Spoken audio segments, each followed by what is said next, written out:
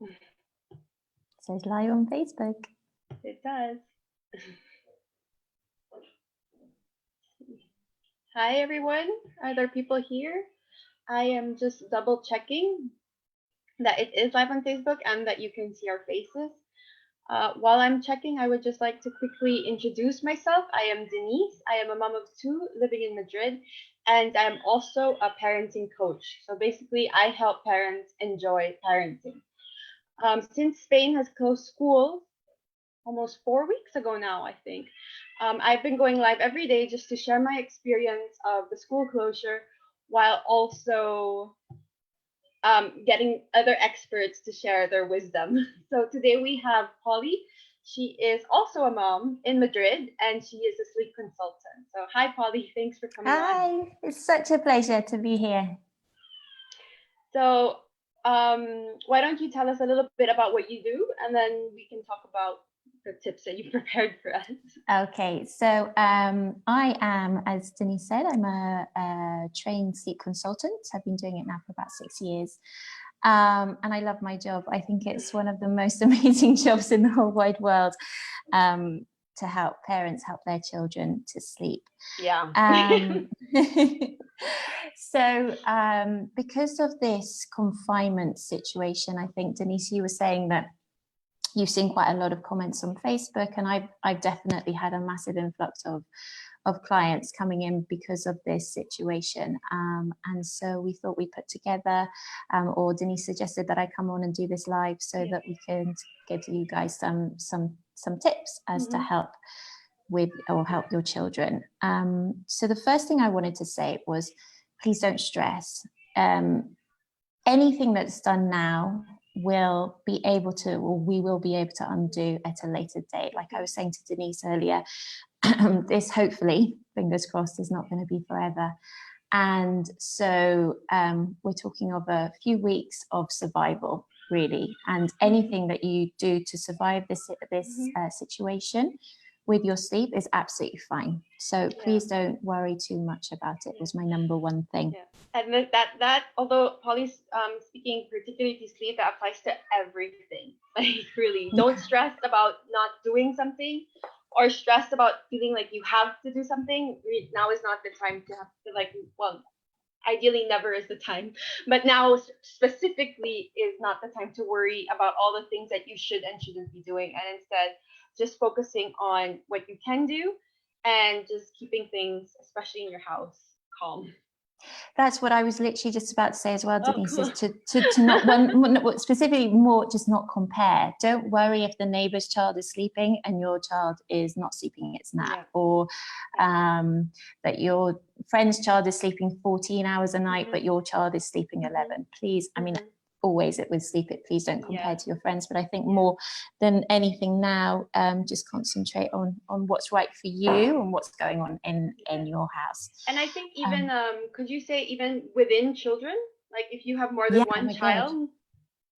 Absolutely, within the same family. And I don't know about you, but I always say when I'm with clients, Denise, I always say you're a different person, you're a different parent to one child than you are to the other, which is why my work is so personalized. Oh, sorry, I got a cold.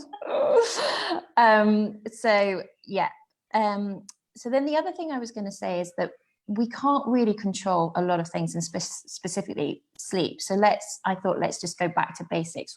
What are the things that we can control when we can sleep? So I always talk to my clients about your environment, about the child's sleep needs, about what they eat and things like that. So if we're just thinking about child's sleep needs, up until about 1, actually very little has changed now, because really, apart from probably a little less social interaction and a little less sunlight and a little less fresh air, their sleep needs are actually going to really not differ that much. They're still going to need their naps during the day, their nighttime sleep, and that's kind of basic. I think when we get from 1 to 18 months, when you're 18 months, when you'd be having kind of 2 to 3 naps, maybe that third nap you'll lose earlier, maybe that first nap you'll lose earlier. And I think what I was saying to you before, Denise, as well, is I think if you will understand what I mean by nighttime needs to trump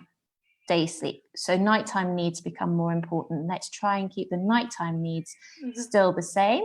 And if we need to cut and tweak and manipulate your daytime sleep, then that's fine. So between 12 to 18 months, you might want to drop the first nap and make the midday nap a little bit longer. And then maybe after, or just before, maybe from 20 months to 22 months, and certainly after 2 years, a lot of people have been getting in touch with me saying that the children are really, really fighting that afternoon nap. And if they finally get it, which is a really normal thing under normal circumstances. But now, if you imagine that lack of exercise, that lack of fresh air, that lack of stimulation and all of that is going to have a massive impact on that drive to sleep during the day. And so if you feel like your child's fighting that sleep from about 22 months, what I would be saying is just don't fight with them. It's not worth it. Sit down with them, have a bit of downtime. Downtime is just as good as a really good nap. You know, read them a book, even if it's like TV time, that's great, that's fine. Put your feet up yourself, you know, just have a cuddle with them, but don't force that sleep. But I would say, even if you're pushing maybe bedtime about half an hour, I would try and keep to the same bedtimes if you can. I always say I'm the most pesada when it comes to bedtimes. Here in Spain, you should be trying to, unless you're trying to get your child onto the later bedtimes because of the clock change now, your child should be in bed before 8 o'clock in the evening. Oh my God, right? My kids aren't in bed by 8. So just bearing that in mind, it might have changed a little bit. It might now be 9ish. But yeah, we don't want to be pushing them out till midnight. That doesn't make sense. And also what I was saying to you, Denise, is that I think it's so important at this time that parents are getting their child free time in the evening. So trying to get children to bed before you guys go to bed will give you that little bit more of a time on your own. So those are your sleep needs. Your feeding, I know, and I've said this on my Instagram, I started this confinement, I don't know about you, Denise, and I might actually contradict a lot of what you're saying, with all these kind of routines, and we were going to do this, and it was going to be perfect, and we were going to do homework at 10, and I found, and I'm a really into routine person, I love it, but I found actually it was really stressing me out. So what I've just generally done is stick to feeding times. And this really is the same for the younger babies, obviously not if you're on demand feeding up until about 4 or 5 months, but your feeding times become your anchors to your sleep. So if you're feeding at the same time, then everything else should just be putting in place. And it's the same when it comes to kind of solid meal times. With older children, you know, if you have that lunchtime and then you have that everybody gets it, that lull of needing to sleep afterwards, if you keep those meals times in place, you should find sleep is easier. Also, when we're talking about food, I was thinking, you know, it sounds awful, but try and keep sugar levels down. You know, let's not pump them up with sugar, because that's going to obviously affect their sleep. Obviously, juices and things like that's not great for sleep. And so then, not just artificial sugar, or more fruit, artificial. Fruit and everything. I'm talking about artificial sugar. Sorry, Denise. Fine. And getting those proteins in at lunchtime, a high amount of proteins in at lunchtime, not so high, but some in at supper, and good amount of carbohydrates in every meal. All right, that will have a good influence on your sleeping. And then obviously, and especially now, thinking about a good sleeping environment with the clock change, you know, making sure that room is completely pitch black when they're going to bed. We're lucky enough here in Spain that we have a lot of persianas and shutters and blinds and the rest of it. So let's take advantage of them. Get that room really, really dark for them at night, so that melatonin is being produced and they find it easier to fall asleep.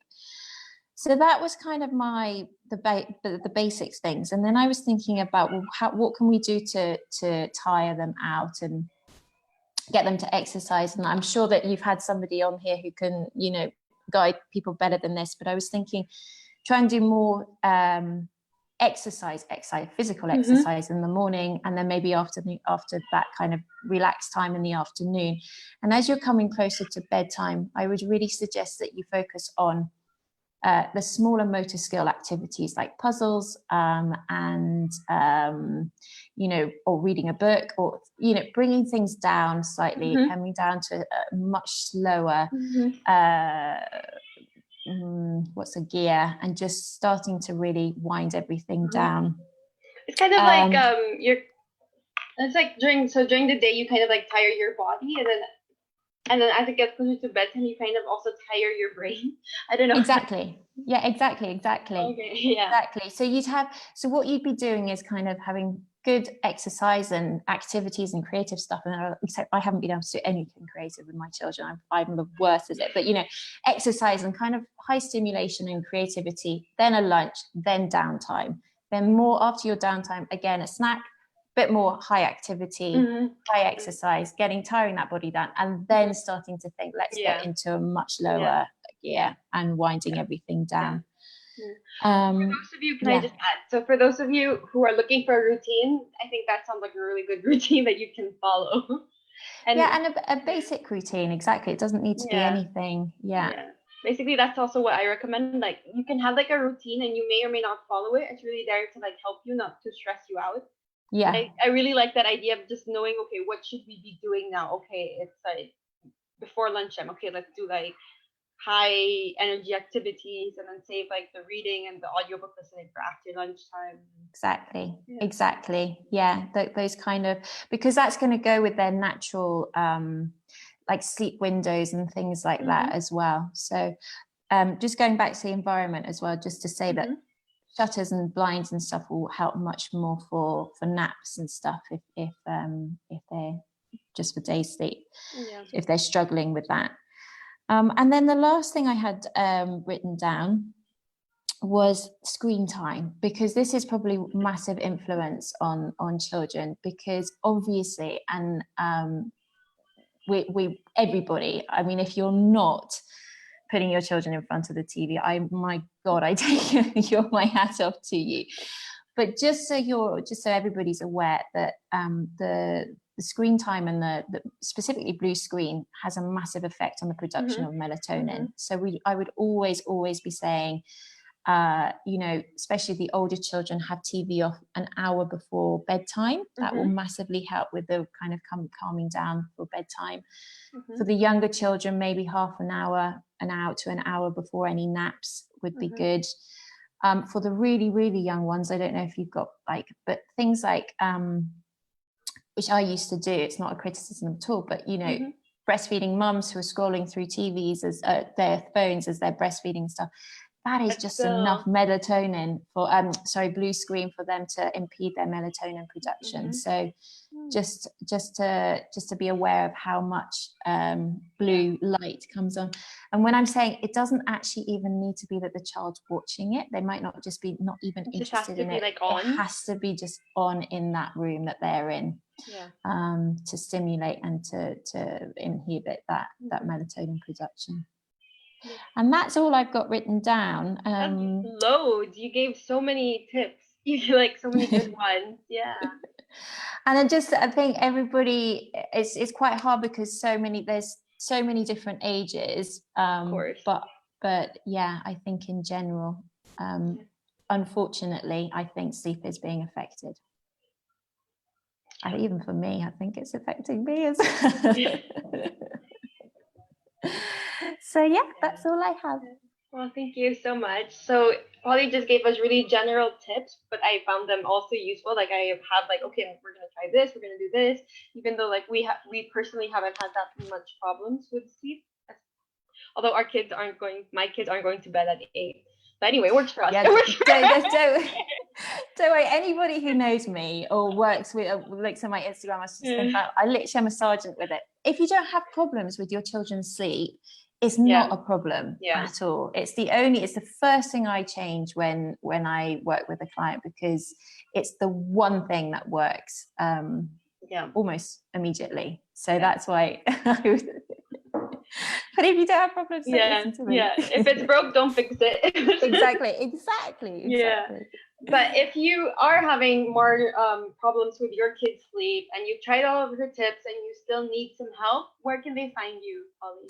So you can find me on my website, which is do I say it?